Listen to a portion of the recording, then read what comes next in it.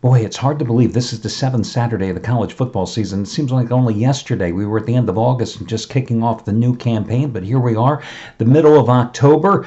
Today here on the video report, I've got 3 complimentary plays. I'm going to take a look at whether or not Ohio State can cover that big 30-point post at home against Minnesota. An interesting SEC clash I'm going to take a look at as well. And Central Florida and Memphis. They played a barn burner last year. You may recall that double overtime win the Knights prevailed in the AAC championship game. Well, the Knights swept the season series a year ago, but can they get the job done this time on the road to maintain that long winning streak? Those are among today's complimentary plays. On the short term, I've won 14 of my last 21. In terms of my big play today, well, listen, guys, I'm going today for winning day number 64 out of 100, which means I've naturally won 63 of the last 99 days. And I actually have 2 plays today. I have a top-rated 15-dime release, number 20 out of 29, on the late-night clash between Colorado and USC that kicks off at 10:30 Eastern Time. It equals last Saturday's 15-dime best bet winner, which was Hawaii outright over Wyoming, and Monday night's winner with the Saints. That's play also was a 15-dime winner. The same 15-dime plays, and I'm on a 122-88 run in the NFL over the past 7 years. And also a bonus baseball selection as well. Raise the bar 20-dime winner number 32 out of 51 since 12 Fridays ago on your Houston-Boston ALCS series play. Both of those selections, you get them, as usual, for half price off by using coupon code HALF.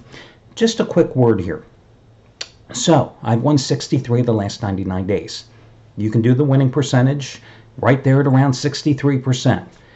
And listen, you know, a lot of guys in this business will claim, oh, I've won like 80% of the time. I've won 90% of the time. Yeah, right. And when they tell you the sky is blue, make sure you look up twice to confirm it.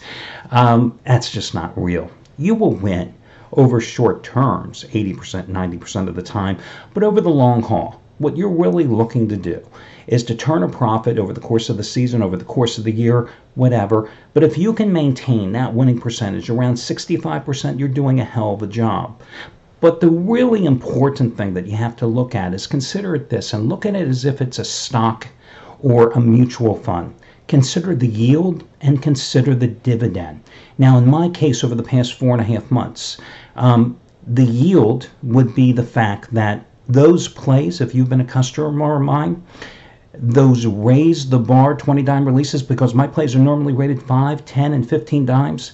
Well, you have made a fortune with those raise the bar 20-dime plays in baseball. That would be the yield. And the other plays have all been top-rated 15-dime releases.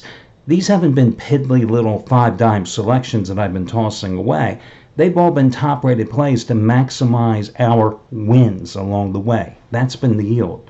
The dividends, however, have been even greater because in baseball, for example, the majority of my plays, because they're either undervalued favorites or I've been playing the run line all these months in baseball, they've been sizable dogs or small little dogs, but the dividends have been paying off. So you take that 63-64% winning percentage, and then you calculate the yield and the dividend as well, and the profits just keep building up. Now, I'm not telling you anything you don't know, because if you've been along for the ride, you've been putting the money in your pocket as well. But it's something always to consider. Sometimes it's not just the winning percentage. It's whether or not you hit those majority of big plays, and it's the yield and the dividend you get from those plays. A lot of guys will tell you, oh, I've hit so many out of so many plays. Yeah, but did they hit the big plays? Did they profit from the big plays? Did you profit from the big plays? A lot of guys in this business like to twist and turn the numbers like a shyster accountant. Don't fall for it. Okay, the other big play today to talk about would be Chris Jordan, who's had one hell of a college football season so far. Today, second double your wager 2,000 star release of the season. It's his Big 12 game of the year, Baylor and Texas. His first one was Army over Hawaii back on September 15th. It's twice as big as his top-rated 1,000 star college winner number 7 out of 9 on Texas Tech, the 7-point underdog, outright over Texas Tech outright over TCU on Thursday night. as he goes for winning day number 7 out of 10, 29 out of 45. You get it for over half price off by using coupon code Chris. Keep in mind, he has made $1 bettors in college football a little over $19,000 since the 2015 season. He has made $1 bettors in all sports over the past 675 days, a little over $54,000. And with 1,000 star plays or higher in all sports since the 2006 season, he's made those same $1 bettors a little over $169,000. All the other discounts and coupon codes are over on the home page. Let's start with today's game between Central Florida, winners of 18 in a row, laying 5.5 points at Memphis. Now, normally I stay away from games where that number is 5.5, because that's like nowhere land as far as I'm concerned. You know, it's just one of those numbers you can't get real enthused about, especially with a road team. It's not 4.5. You can't buy down. It's not 6. I mean, bottom line, they've got to win by a touchdown. That's what that line is telling you. But listen, every single Central Florida win this season has been by at least 20 points. Mackenzie Milton, the quarterback for Central Florida, had 903 passing yards in the 2 wins against Memphis a year ago. This Memphis team, though, will be able to run the ball against Central Florida. I mean, Patrick Taylor and Darrell Henderson each had over 100 yards rushing in last year's AAC championship game, and that was just a barn burner of a game last year between these two. 62-55 double overtime win by Central Florida. But keep in mind one thing about that game. Everybody looks at what happened in that game and sees the final score. Central Florida allowed Memphis to stay in that game because Central Florida committed 4 turnovers. Memphis's quarterback play is not as good as it was a year ago. Memphis still has the strong running game, but the quarterback play is not as good. This Central Florida team plays at even a faster tempo than it does a year ago. And believe it or not, Central Florida actually has a better defense than it does a year ago, generating a little better pass rush and also a little better at defending the run. Now, I'm not saying Memphis isn't going to put points on the board today. What I am saying, however, is that Central Florida is going to put just as many points on the board, if not more, than it did in last year's wins against Memphis. And last year they won 40-13 at home and 62-55 in the double overtime route. This is a Memphis team that, keep in mind, got upset as a 14.5 point favorite against Tulane. This is a Memphis team that really is not that good defensively. I think Central Florida will be able to get the job done. This is a defense that's averaging 9.5 tackles per loss, nearly double last year's per game average of 5.9. They had a season high 12 tackles for loss in last week's home win against SMU. Its run defense has improved because, listen, in the Pittsburgh blowout win 2 weeks ago at home, Pittsburgh had a very good ground game, and they held Pittsburgh to 109 rushing yards. They held SMU to 83 rushing yards last week. In those 2 games, they had a total of 5 quarterback sacks. They only had 9 for the season. 5 of them came in the past 2 weeks. UCF is 5-1 against the spread in their last 6 as a road favorite. They have, I just think that their pass defense, which is giving up 174 yards a game, it has 8 interceptions on the season. I think that they will be getting the job done here today. And again, this Central Florida offense playing at a much higher tempo and a faster pace than a year ago. Memphis is not going to be able to stop them. So I like Central Florida in this game. Ohio State, a 30-point favorite at noon in Columbus today against Minnesota. Why not? Have the Gophers shown you anything? They lost their big running back at the start early in the season. They've got a freshman walk-on quarterback, a nice feel-good story, but they're not going to be able to score enough points to stop Ohio State. Ohio State last week against Indiana were sluggish. The Buckeyes were sluggish in the first half. I'm not surprised because of the way it was one of those sandwich situations because of coming off a week earlier, the comeback win in the fourth quarter at Penn State. You kind of expected a sluggish performance.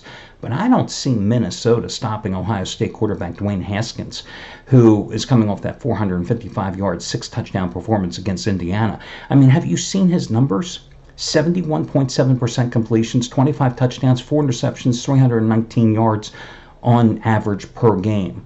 I mean, this Minnesota defense just allowed Iowa quarterback Nate Stanley, who is just an average quarterback, to riddle them for 314 yards.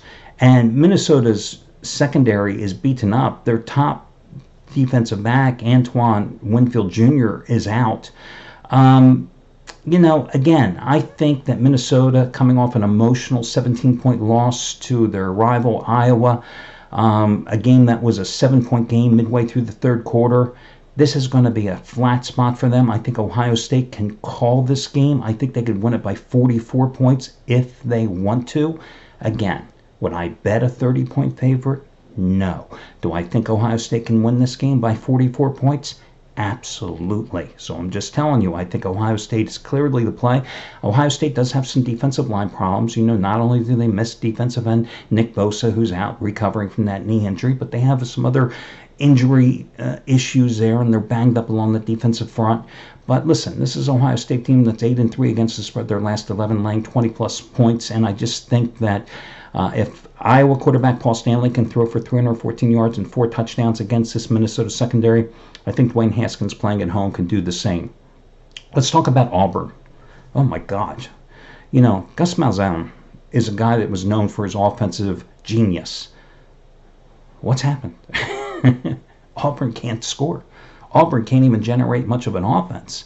This is a bad Auburn offense here.